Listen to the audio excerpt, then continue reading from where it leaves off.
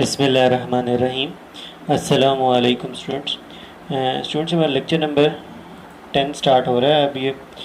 और टॉपिक जो आज हमने करना है वो है आपका सिग्निफिकेंट फिगर्स। ये चैप्टर का लास्ट टॉपिक है और ये इसका मेजरिंग इंस्ट्रूमेंट के साथ उस तरह का इंटरेक्शन नहीं है जिस तरह से पीछे आप देख रहे थे कि कौन सा इंस्ट्रूमेंट किस पर्पज़ के लिए यूज़ होता है और उसमें उसको यूज़ करना किस तरीके से होता है। तो लेकिन ये कि इसके अंदर सिग्निफिकेंट फिगर्स का ताल्लुक जो है वो होता मेजरमेंट से रिलेटेड ही है। तो मतलब अगर आपके पास कोई वैल्यू आपको मिलती है किसी मेजरमेंट की, तो आपने उसके अंदर जो जितनी नंबर ऑफ़ सिग्निफिकेंट फिगर्स होती हैं वो आपको इंडिकेट करती हैं कि ये मेजरमेंट कितनी ज़्यादा एक्यूरेट है। जितनी सिग्निफिकेंट फिगर्स ज़्यादा होती हैं उतनी मेजरमेंट आपकी ज़्यादा एक्यूरेट होती है। अब इसकी डिटेल्स क्या हैं वो हम देखते हैं तो आपको थोड़ी चीज़ें क्लियर होंगी। तो इसके अंदर क्या है कि the value of a physical quantity is expressed by number followed by some suitable unit. कोई भी फिज़िकल क्वांटिटी, चाहे लेंथ हो, चाहे मैस हो, चाहे टाइम हो, चाहे टेम्परेचर हो, चाहे बेस क्वांटिटीज़ में से हो, चाहे डिराइव क्वांटिटीज़ में से हो, तो हर फिज़िकल क्वांटिटी जो है उसको जब हम मेजर करते हैं तो मेजरमेंट करने के बाद हम उसके लिए एक नंबर लिखते हैं और नंबर के साथ हम एक यूनिट लिखते हैं। लेट सपोज हम किसी चीज़ का मैस मेजर कर रहे हैं, लेट सपोज साल्ट है, हम साल्ट का को वे कर रहे हैं, उसका मैस मेजर कर रहे हैं, तो वो आपके पास आ जाता है 3.2 kg। अच्छा, आप जस्ट 3.2 नहीं लिख सकते, आपको kg भी साथ लिखना पड़ेगा। तो ये जो नंबर होता है ये बताता है कि उसकी क्वांटिटी कितनी है, और दूसरा जो यूनिट होती है ये उसको बताती है कि आपने क्या चीज़ मेजर की है, मैस मेजर किया है, टाइम मेजर किया है, लेंथ मेजर की है, क्या चीज़ मेजर की है, उसके लिए आपको साथ यूनिट एक्सप्रेस करना ज़रूरी होती है।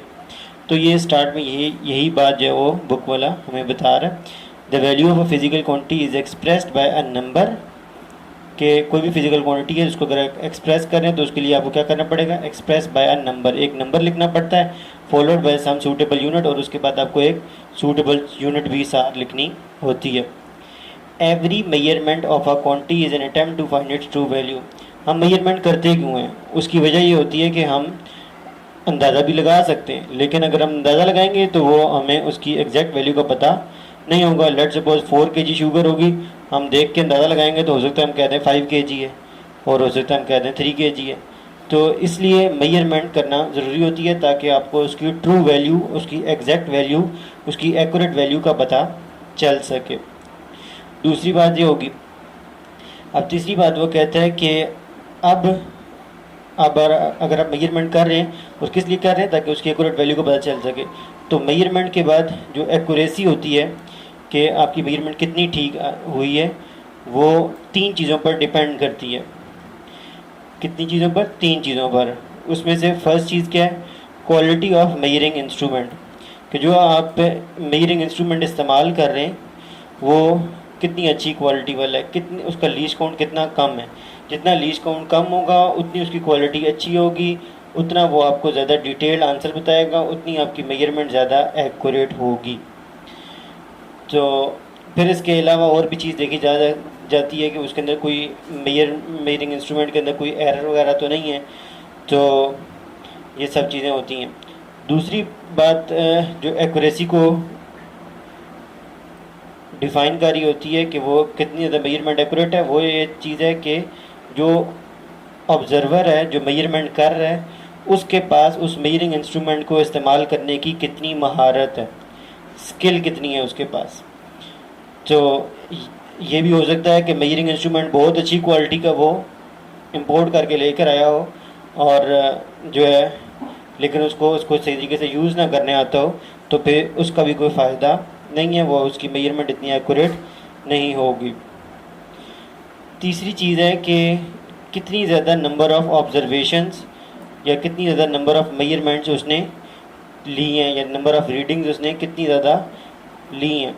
जितनी मेजरमेंट ज़्यादा ली जाएंगी उतनी उसके अंदर एक्यूरेसी जो है वो ज़्यादा होगी, कि क्योंकि ज़्यादा मेजरमेंट, ज़्यादा नंबर ऑफ़ वाइब्रेशन, ज़्यादा नंबर ऑफ़ रीडिंग लेने से क्या होता है कि आप एक दफ़ा आपने रीडिंग ली, आपके पास लेट सपोज वैल्यू आ रही थी 3.24 kg, सेकेंड टाइम आपने ली तो आपके पास आ रही थी let suppose 3.26 kg, third time आपने ली दोबारा तो आपके पास आ रही थी 3.25 kg। तो अब आपके पास डिफरेंट नंबर्स आ रहे हैं, तो इसका आप परेशान हो जाएंगे कि भाई इसके अंदर कौन सी वैल्यू एक्यूरेट है। तो उसमें फिर परेशान होने की ज़रूरत नहीं है, फिर आप क्या करेंगे, उन तीनों नंबर्स का एवरेज ले लेंगे। तो जो दरमियान में उनकी वैल्यू आ जाएगी एवरेज में, वो ऐसी वैल्यू होगी जिसके ऊपर आप काफ़ी हद तक भरोसा कर सकते हैं। और दूसरा, लेट सपोज अगर वो वैल्यू जो है रिपीटेड टाइम वही सेम आती है, फिर तो आपको वैसे यकीन हो जाएगा कि भी इसकी एग्जैक्ट वैल्यू यही है। तो इस तरह से तीन चीज़ें होती हैं जो एक्यूरेसी को डिटरमिन कर रही होती हैं। अब आगे एक एग्जांपल है। For example, a student measuring the length of a book as 18 centimetre by measuring tape. Measuring tape आपको याद है कि आपने सेकंड लेंथ मेजरिंग इंस्ट्रूमेंट में पढ़ा था उसको, तो उसमें इसका लीस्ट काउंट था सेंटीमीटर। सेंटीमीटर से कम वैल्यू आपको बता नहीं सकता। तो the number of significant figure in his her measured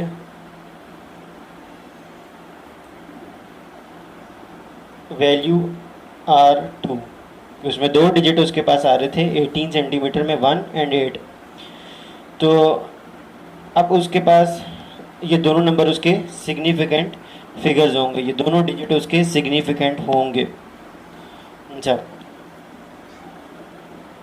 अब उसके बाद एक और स्टूडेंट है, उसने उसी बुक की लेंथ जो है वो सेम बुक की लेंथ मेजर की, लेकिन उसने किससे की है, मीटर रूल से। अब आपको पता है कि मीटर रूल के अंदर सेंटीमीटर के अंदर भी हर 2 सेंटीमीटर के इन बिटवीन मिलीमीटर की लाइंस होती हैं, तो वो फिर आपको ज़्यादा डिटेल आंसर बता सकता है। तो जब दूसरे स्टूडेंट ने मीटर रूल से किया तो उसको पता कि ये चला कि ये तो 18 के बाद आगे मिलीमीटर की 4th लाइन से मैच कर रहा है जो उसकी लेंथ है, तो उसने उसकी रीडिंग लिख दी 18.4 सेंटीमीटर। अब इसके पास नंबर ऑफ सिग्निफिकेंट फिगर ज़्यादा हो जाएंगे, 1, 8 और 4। तो इस तरीके से इसके नंबर ऑफ सिग्निफिकेंट फिगर कितने हो जाएंगे, 3।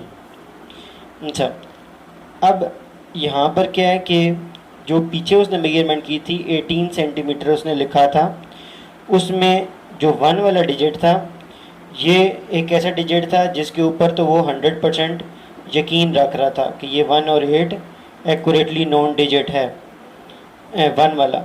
लेकिन जो उसके पास दूसरा डिजिट आ रहा था 18 वाला, ये वाला डिजिट 8 जो है, 1 के बाद जो 8 है, इसके ऊपर उसको डाउट था। किस वजह से कि उसके पास जो लेंथ आ रही थी वो आ रही थी 18 सेंटीमीटर और 19 सेंटीमीटर के बीच में। मेजरिंग टेप वो यूज़ कर रहा था और 18 सेंटीमीटर और 19 सेंटीमीटर के बीच में लाइन आ रही थी। अब उसके पास जो है मेजरिंग टेप पे तो बीच में कोई लाइन होती नहीं है कि आपको जो वो उसकी लेंथ का पता चल सके। तो इस वजह से उसने अंदाज़ा लगाया, उसने कहा कि ये 18 और 19 के बीच में तो आ रही है लेंथ इस बुक की, लेकिन ये 18 के ज़्यादा करीब है कि अगर मैं दरमियान उसका एक देखूं 18 और 19 के और उसको लिहाज से देखूं तो ये जो इसकी बुक की लेंथ आ रही है ये 18 के ज़्यादा करीब आ रही है। तो लेकिन ये भी हो सकता था कि कोई और स्टूडेंट उसको देखता और उसको लगता नहीं ये 18 और 19 के अंदर अगर थोड़ा सा गौर से देखा जाए तो ये 19 के करीब जा रही है, तो 19 सेंटीमीटर के करीब इसकी लेंथ ज़्यादा है। तो वो हो सकता था फिर उसको 19 सेंटीमीटर लिख देता, मतलब राउंड करके वो उसको 19 सेंटीमीटर, क्योंकि बीच में तो लेंथ है नहीं, कोई लाइन है नहीं जो उसको एग्जैक्ट बता सकती, तो उसने लिख दिया 18। तो कोई और 19 भी लिख सकता था इसलिए, लेकिन 18 लिखें या 19 लिखें तो आपको पता है कि 18 और 19 में शुरू में दोनों में 1 तो आता ही आता है, तो इसलिए जो 1 और 8 के बीच में जो शुरू में 1 लिखा हुआ है ये तो दोनों स्टूडेंट्स को लिखना था, ये तो कन्फर्म वो डिजिट उनको इस्तेमाल करना था। जिसमें नंबर में उनको डाउट था वो डिजिट था 8, कि 8 लिखना है या 9 लिखना है। तो इस तरीके से यहाँ पर सिग्निफिकेंट फिगर किस तरह से हम देखेंगे कि क्या इसमें दोनों सिग्निफिकेंट हैं या सिर्फ 1 सिग्निफिकेंट फिगर है। तो होता यह है कि आपके पास जो नंबर जिनका आपको यकीन होता है, जैसे यहाँ पे 1 है उसका आपको यकीन था, वो सिग्निफिकेंट फिगर होता है। लेकिन जो आगे 8 है जिसके ऊपर आपको डाउट था, जिसको आपको शक था, अंदाज़ा था तो कि 8 लिखें या 9 लिखें, वो एक डिजिट उसकी आपको इजाज़त होती है कि आप एक डिजिट अंदाज़ा लगा कर, क्योंकि बीच में लाइन जो नहीं है तो आपको अंदाज़ा लगाना पड़ता है, तो आप उसको जो है वो एक डिजिट जो है वो अंदाज़ा लगा के लिख सकते हैं। तो ये दूसरा डिजिट जो आपने अंदाजे के से लिखा है, पहला डिजिट आपको यकीन से था, दूसरा डिजिट जो आपने अंदाज़ा लगा के लिखा है, ये भी आपका सिग्निफिकेंट ही शुमार होगा। लेकिन जो अगला बंदा है जिसने उसकी लेंथ मेजर की है किसके साथ, मीटर रूल के साथ, तो उसके पास आ रहा है 18.4 सेंटीमीटर। तो वो तो इस तरीके से लिख सकता है, क्यों, क्योंकि उसके पास जो है वो इन बिटवीन 18 और 19 के बीच में मिलीमीटर वाली लाइंस प्रेजेंट थी, 10 लाइंस जो है।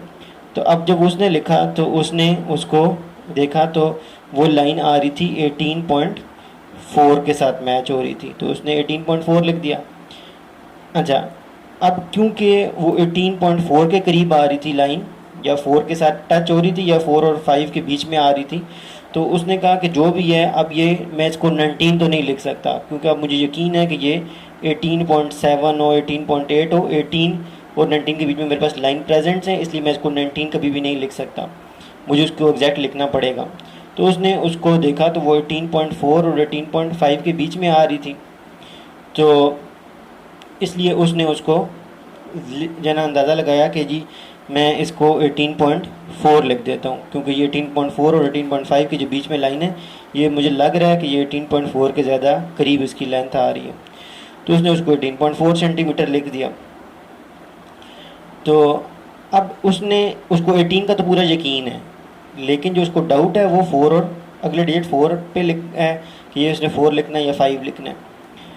तो अब इसके पास जो नंबर ऑफ़ सिग्निफिकेंट फिगर हैं वो हो जाएंगी 3। क्यों, क्योंकि जो एक्यूरेटली नोन है वो 1 और 8 हो जाएगी अब इसके लिए, इसलिए एक्यूरेटली नोन ज़्यादा हो जाएंगी, और एक डिजिट जिसका उसने अंदाज़ा लगाने की इजाज़त थी वो भी उसने लिख लिया, तो इस तरीके से उसके पास नंबर ऑफ़ सिग्निफिकेंट फिगर 3 होगी।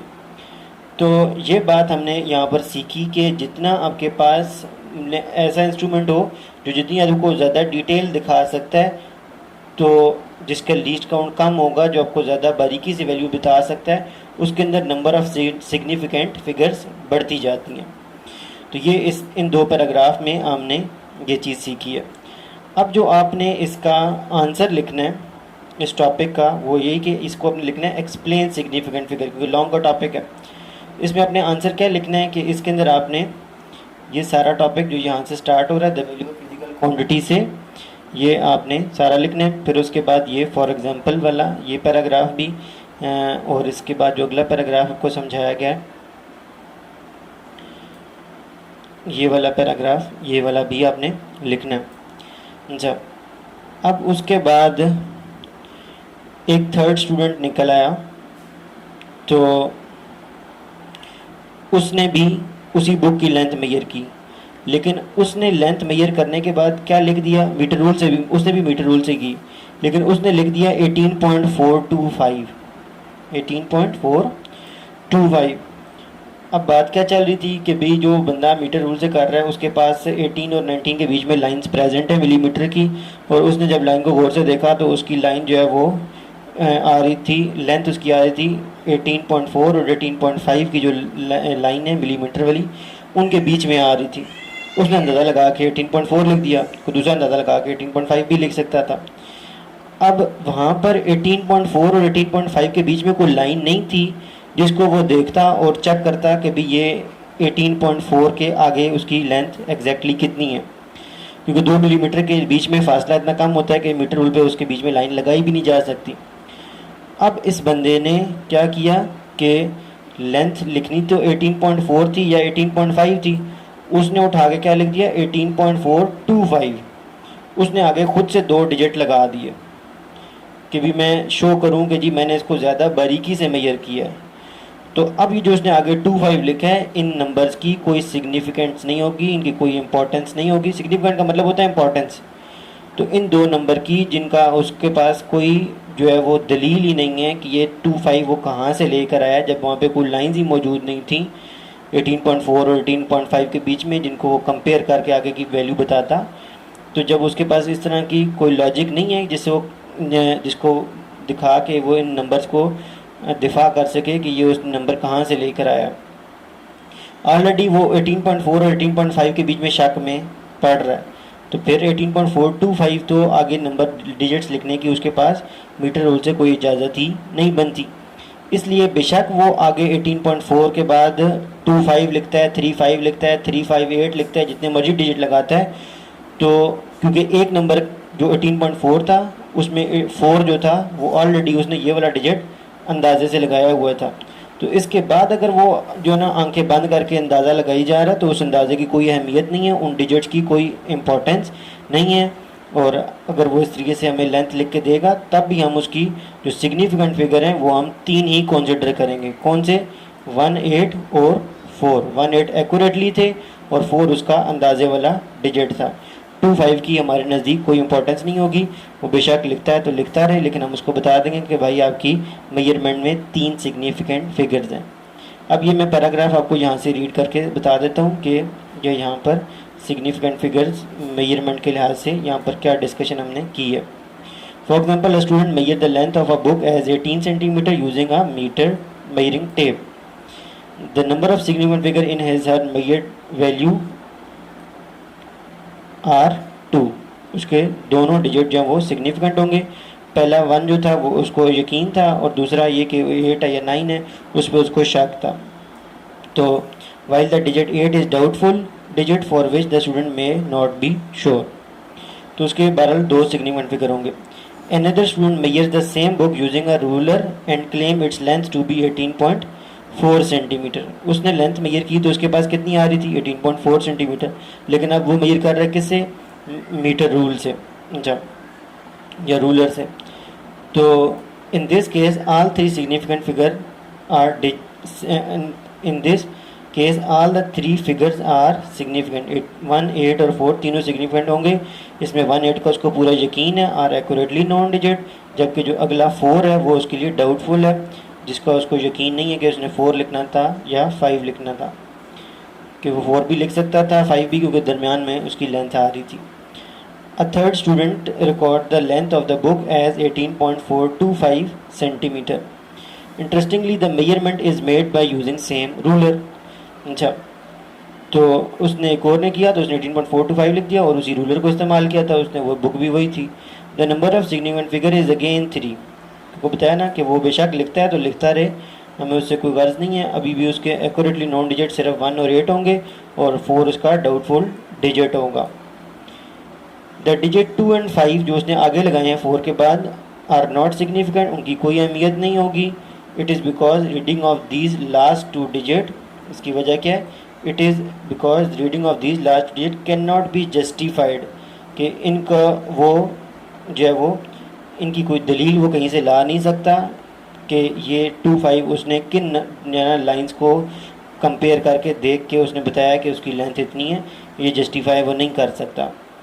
अच्छा, तो इसलिए वो सिग्निफिकेंट नहीं होंगे, इसलिए उसकी ऊपर वाली मेजरमेंट में 18.425 के अंदर 3 ही सिग्निफिकेंट फिगर होंगे। मेजरमेंट अप टू थर्ड और इवन सेकंड डेसिमल प्लेस, के आपके पास ये जो थर्ड उसने 5 लिखा है, 5 तो 5 ही, आगे जो उसके 2 आ रहा है सेकंड डेसिमल प्लेस के ऊपर, क्योंकि 5 थर्ड डेसिमल प्लेस है, पॉइंट के बाद थर्ड डिजिट है, और 2 सेकंड डेसिमल प्लेस है। तो 5 को तो बिल्कुल डिपेंड नहीं कर सकता, वो तो 2 को भी बिल्कुल, उसके पास कोई ऑप्शन नहीं है कि वो 2 के बारे में भी बात कर सके, क्योंकि उसके पास 18.4 और 18.5 के बीच में कोई लाइन ही नहीं है जिसको वो कंपेयर कर सकता। मेजरमेंट अप टू थर्ड और even second decimal place is beyond the limit of the measuring instrument. वो उस इंस्ट्रूमेंट में कोई लाइन ही नहीं है उसके अंदर कि वो उसके बस की बात नहीं है मेजरिंग इंस्ट्रूमेंट की कि वो आगे की डिटेल हमें दिखा सकता, इसलिए उस बंदे ने शगुफा छोड़ दिया है। अच्छा,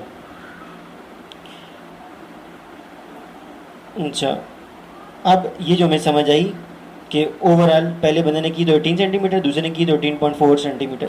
तो ओवरऑल हमें ये बात तो समझ आ गई कि जो मेजरिंग इंस्ट्रूमेंट अच्छा होता जाएगा, ज़्यादा डिटेल वाला होता जाएगा, तो वो हमें ज़्यादा सिग्निफिकेंट फिगर्स बताएगा। तो उसके बाद आपने ये पैराग्राफ लिखना है, an improvement in the quality of measurement by using better instrument increases the significant figure in the measured result. कि जब आप किसी इंस्ट्रूमेंट की क्वालिटी को इंक्रीज़ करते हैं तो उससे नंबर ऑफ़ सिग्निफिकेंट फिगर्स भी इंक्रीज़ होते हैं। द सिग्निफिकेंट फिगर, अब ये उसकी आगे डेफिनेशन है जिसको आपने हाईलाइट करके अपनी कॉपी पे नोटबुक पे लिखना है। The significant figure are all digits that are known accurately and the one estimated digit. Significant figure कौन से होते हैं? जितने भी आपको यकीन वाले डिजिट हैं वो भी सारे लिखे जाते हैं, और एक वो डिजिट जिसका आप अंदाज़ा लगा रहे होते हैं वो भी आपको बीच में शामिल करना होता है। तो मोर सिग्निफिकेंट फिगर, जितनी सिग्निफिकेंट ज़्यादा होंगी, मीन ग्रेटर प्रिसीजन, प्रिसीजन का मतलब बारीकी, तो उतना आपका जो मेजरमेंट होगी वो ज़्यादा बारीकी से हुई होगी। मतलब जब सिग्निफिकेंट फिगर ज़्यादा होती हैं तो आपकी लेंथ या जो भी चीज़ आप मेजर कर रहे हैं वो ज़्यादा बारीकी से डिटरमिन हुई होती है या फाइंड की गई होती है। अब यहाँ तक तो आपका ये टॉपिक था, इस जगह तक ये आपने एज इट इज़ इसको लिखना है कि सिग्निफिकेंट फिगर्स जो हैं वो किसी मेजर्ड क्वांटिटी के लिए किस तरह से देखी जाती हैं, उनकी क्या अहमियत होती है, और ये सारा आपका यहाँ से टॉपिक स्टार्ट होगा। मैं दोबारा सबको दिखा देता हूँ। ये the value of physical quantity से ये आपने आगे सारा फिर लिखना है, ये फॉर एग्ज़ाम्पल भी। फिर उसके बाद आपके पास ये आपने सारी डिटेल लिखनी है, और यहाँ तक ये हाईलाइट हुआ है, यहाँ तक आपने इस टॉपिक को कंप्लीट जो है वो लिखना है। तो इसके बाद जो सिग्निफिकेंट फिगर के कुछ रूल्स हैं तो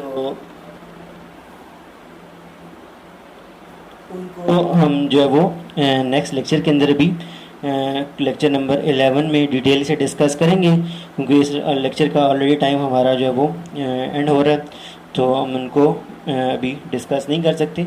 तो नेक्स्ट लेक्चर नंबर 11 में उनको डिस्कस करेंगे, और उसका क्वेश्चन भी आपने अलग से बनाना है। मतलब जितने आपके क्वेश्चन नंबर जो आपको बताए जा रहे थे वो आपने आपकी नंबरिंग जो है वो प्रॉपर होनी चाहिए। जो आपका क्वेश्चन नंबर यहाँ तक हो चुका है एक्सप्लेन सिग्निफिकेंट फिगर का, इससे अगला क्वेश्चन आप बनाएंगे write down the rules for identifying significant figures. तो वो फिर आप ये रूल्स मैं आपको समझाऊंगा नेक्स्ट लेक्चर में, फिर आप उनको नोट डाउन करेंगे। तो इस तरीके से आपका जो है वो चैप्टर वाइंड अप हो जाएगा। तो अभी के लिए अल्लाह हाफिज़, वस्सलाम।